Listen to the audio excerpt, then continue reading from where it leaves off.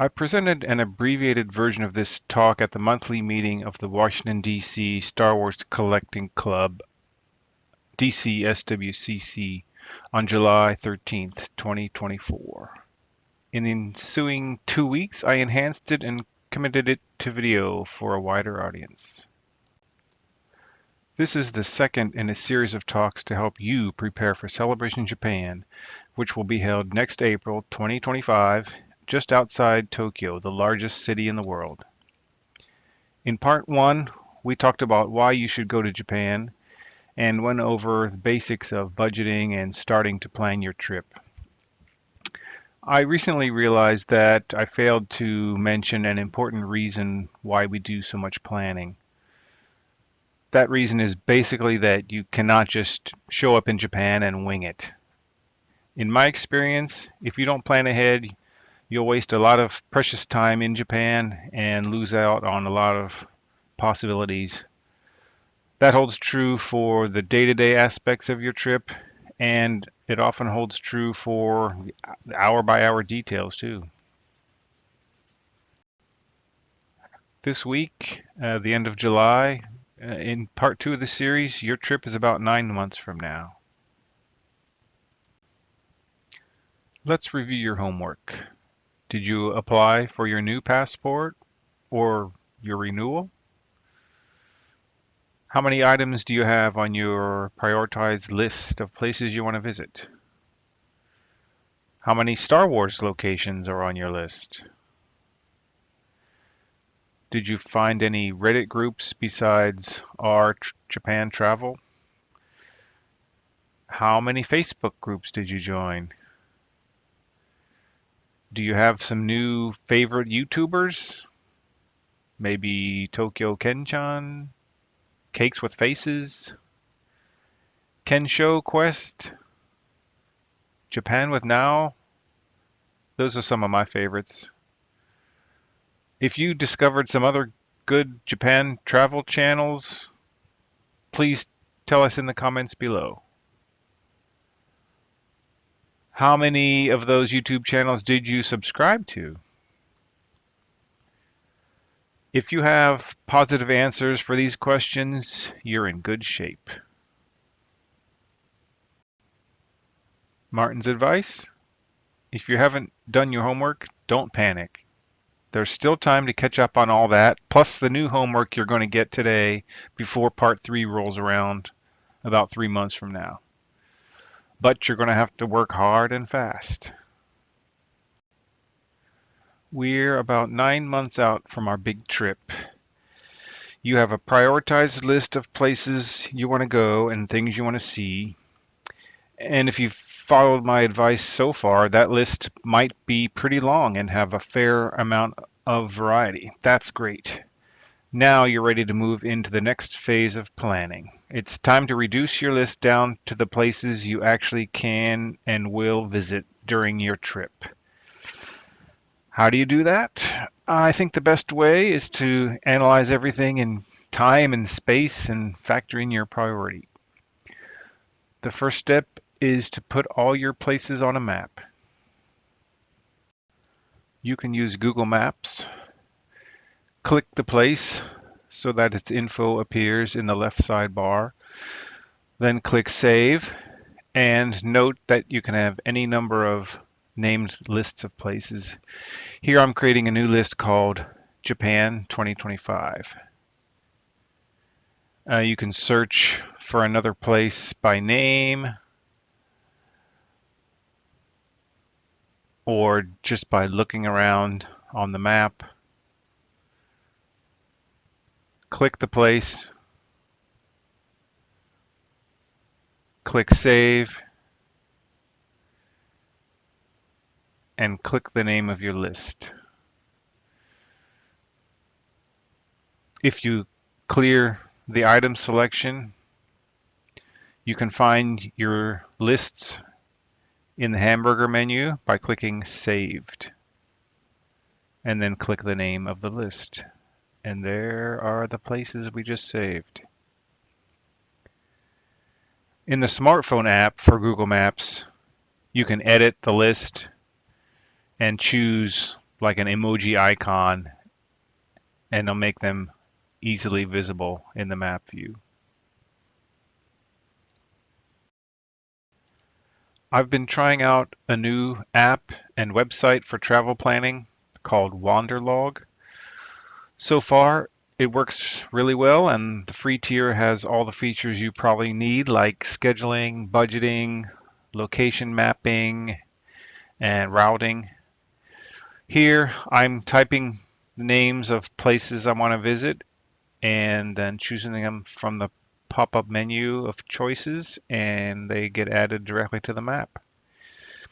It seems to be integrated with Google Maps, so as long as you type the name as it appears in Google Maps, they'll pop right up.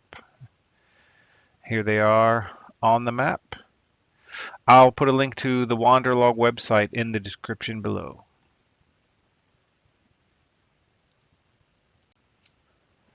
Whichever mapping tool you choose, put all your places on the map, zoom out, and look at the dots or pins. In this example, the traveler has entered everything and the kitchen sink into the Wanderlog app, and this is what their map looks like. You can ignore the colors and the numbers on the pins. This person is way ahead in the planning process, but what you see here is a great example of what I want to talk about. Toward the right side of this map is the greater Tokyo area. There's so many pins there, you can't even see the city names. And to the west, at the bottom left, south of Osaka and Kobe, there's another cluster of pins. This is a great example of what we call the hub and spoke travel paradigm. What that means is you identify clusters spatially, and then for each cluster, you'll later on choose a hotel that will serve as your hub. So, in other words, each day you're at that hotel, it's your hub, that's your base of operations, and you head out to the locations in that cluster like spokes on a wheel. The traveler in this example is probably going to have two hubs. One hub somewhere in Tokyo, and the other hub looks like it should be down by the orange pins along the coastline of southern Wakayama or Nara Prefecture. At this point in the process, you have a map of all the places you want to go, and you've identified the clusters and hubs you'll likely use to see all those places. Now, look at just the hubs. You want to decide which hubs you can realistically visit during your trip. Make a note of things like how many hubs do you have? What are the relative locations of the hubs, etc. Japan is not a large country, and it kind of has a distinctive shape, so it should not be too hard to identify a logical order for visiting your hubs. Or like if a hub is a total outlier and not really reachable realistically, or if there are actually if there are places you can just stop along the way from one hub to the next, etc.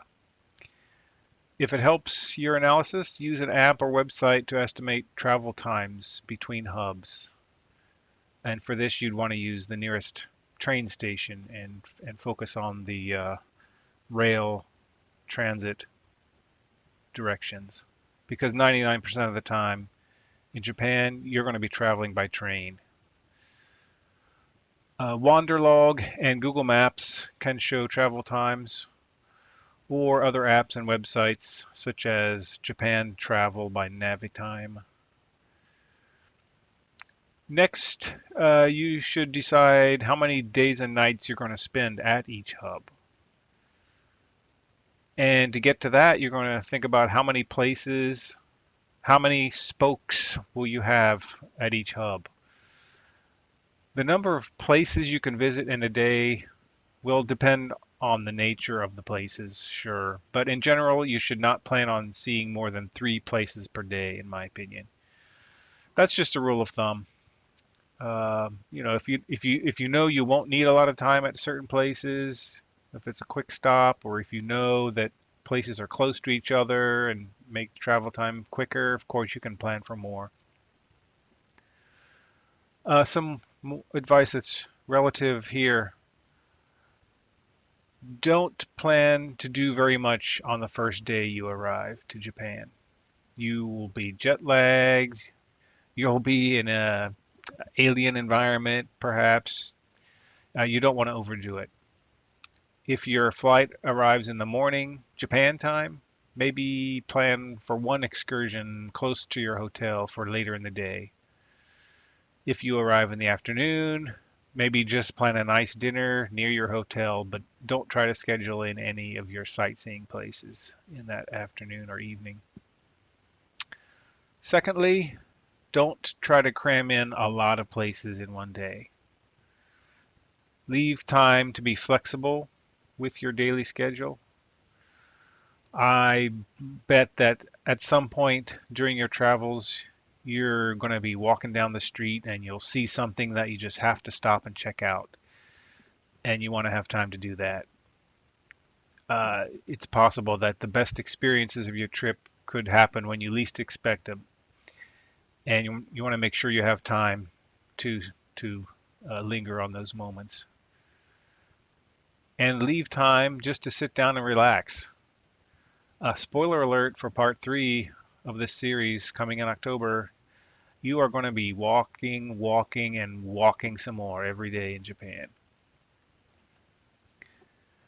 The final piece of planning that you should accomplish at this stage, if you haven't done so already, is to decide and finalize what days you'll be flying. And keep in mind that you lose a day when flying to Japan, and you kind of gain a day on the way back, but not really. From the US East Coast with a nonstop flight, when you arrive in Japan, the clock time is going to be basically 27 hours after you left with a 14 or 15-hour flight. So, for example, if you take off at noon, you're going to land at 3 p.m. the next day. On the way back, you'll arrive at almost exactly the same time you left. Take off at noon, arrive at noon the same day. The important part for planning is once you've decided all your hubs and the hotel nights, number of nights at each hub, you have to schedule to leave the US on the day before your sightseeing starts. Martin's advice: it's time to start sweating the details. Not much to say about budgeting at this point.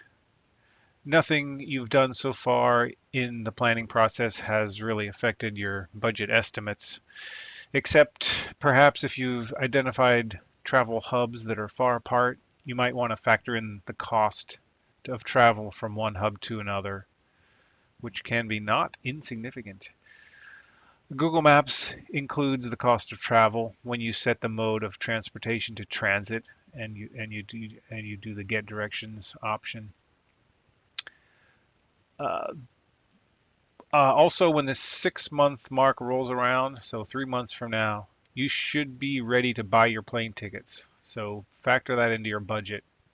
Hopefully, you'll be able to cover that 3 months from now. Besides that, you have your goal and you have your savings plan, so stay on target. Like Luke, not like Goldfy. There's a lot to talk about regarding hotels and lodging. For a normal sightseeing trip, you might not need to book any hotels until 3 or 4 months before you travel. But since this trip includes celebration, we have to plan for the usual rush on reservations for hotels near the convention center. We don't know when Celebration will open the official hotel website, but we plan ahead so that we can relax. First, regarding Airbnb, it is available in Japan. If you're an Airbnb aficionado, knock yourself out. But in my opinion, it's definitely a mixed bag. I have had good luck, but also kind of meh luck. For me, it's not worth the risk. They're not refundable. There can be hidden fees. The landlord might have lots of silly rules, stuff like that. But I have noticed that the Airbnb website contains a lot of small boutique type hotels that might suit your needs, but are hard to find otherwise, because they might not be listed on the big aggregator hotel websites, and they might not even appear on Google Maps at your typical zoom levels if you're looking around. So when you're looking at Airbnb and searching, how do you differentiate a clean, modern boutique hotel from a rando, dirty old apartment with super gussied up room photos? The best way is to see if there's a photo of the outside of the building, and you might see the name of the hotel in the picture. So paste that name of the hotel and actually copy and paste the name of the room that they list in Airbnb. Paste that into Google Maps and maybe add the city name or neighborhood name, and uh, uh, hopefully, and I've seen often that if it's a hotel, it'll pop up and it'll have the little orange icon on Google Maps, and then you can click through to the real hotel website, not the Airbnb website. Get all the good details that might be left out when they list it on an Airbnb. There are some Verbo, I don't know how you say that, Verbo rentals in Japan. I don't know anything about Verbo really, and their website does not work in my secure browser, so you'll have to do your own research if you're interested in Verbo. Back to hotels. They are everywhere, or I should say, wherever a tourist is going to go, there will be some hotels to accommodate you. They come in all shapes and sizes, styles, ages, all the spectrums you care to measure. You can find it. Generally speaking, hotels in Japan open their booking calendar about 6 months in advance. So while you might not need some of this info right now, 9 months in advance, you should have all your decisions made and all your details squared away before the 6 month mark rolls around so you're ready to book. Martin's advice: explore all the options. There are always exceptions to the rules of thumb. My advice may not apply to everyone. Take all this information to heart, but do your own research. Some more details about hotels. Hotel rooms in Japan are small, sometimes even tiny. You might have barely enough room to walk around the bed, and you might have literally no place to put your luggage if you're not careful when booking. The good news is that hotel websites almost always state the exact size of the room. Of course, that's going to be listed in square meters, the metric system, so you need to do some conversions and comparisons, make sure you get what you want. Look very carefully at the pictures. You can usually tell how close the bed is to the walls and the other furniture. Typically, a Japanese hotel will name its rooms according to how many people are expected to be able to sleep there. Single is for one person, double is for two people, triple is for three people. So when you say double room, it does not mean it has a double bed. It might, but it could have two beds or it could have one bed. And the size of beds that Japan expects two people to squeeze into may be wildly different from your expectations. And in fact, I'm going to go off script here. I had a detailed section about Japanese bed sizes. I did way too much research, but you don't need to know those details. The important thing is, well, the important things are, number one, you're not going to find a king size bed in Japan unless maybe you're looking at the high-end five-star hotels where they put up movie stars and football players or whatever. Secondly, if the listing says queen, again, check the bed size carefully. They might be trying to be helpful to foreigners by approximating the Japanese bed size, calling it a queen when it's really a little bit smaller than a queen. But again, it's going to list the mattress size in centimeters, so check the details carefully and you'll be fine. Smoking rooms are definitely available in Japan if you need it. I guess that's universal, but there's a difference from what you might be used to if you're a non-smoker. Japanese hotels typically make little or no effort to remove or hide the cigarette smell from for other guests during the cleaning process. So if you care at all about that, if you're sensitive to that, make sure you book a non-smoking room. Martin's advice: let's be particularly careful out there when we're choosing our hotels. I found an excellent video on YouTube about how to choose a hotel in Tokyo. It's by Kensho Quest. The title is Where to Stay in Tokyo, Japan, 5 Best Areas plus How to Book Hotels. I'll put a link to that video in the description below. You should combine my advice with their techniques wherever you decide to travel in Japan. In summary, what should you be doing now? Yes, here comes your homework. In the preceding months, you were mainly gathering information. Now, as we have seen, you need to start making decisions and finalizing your plans. For me, this is where the trip starts feeling real and some of the anticipation and excitement starts to kick in. You're going to be working heavily on your list of destinations over the next few months. Finish your research. Make sure to consult with your traveling companions. Whittle your list down to the finalists using maps, distances, travel times. Set up your hubs and spokes. End up with a good sense of your dates and places.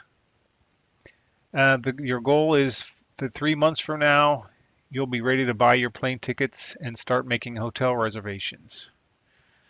And of course, your homework, as always, keep up with your savings plan. Martin's advice: don't procrastinate. Put the pedal to the metal. When you hit the 6-month mark, you need to be ready to pull the trigger on hotels and flights. So start getting all this planning done now. You have your homework. We will regroup in 3 months to check your progress and we'll give you some new assignments. Do you have any questions? Feel free to ask in the comments below or in the Facebook group. Thanks for watching.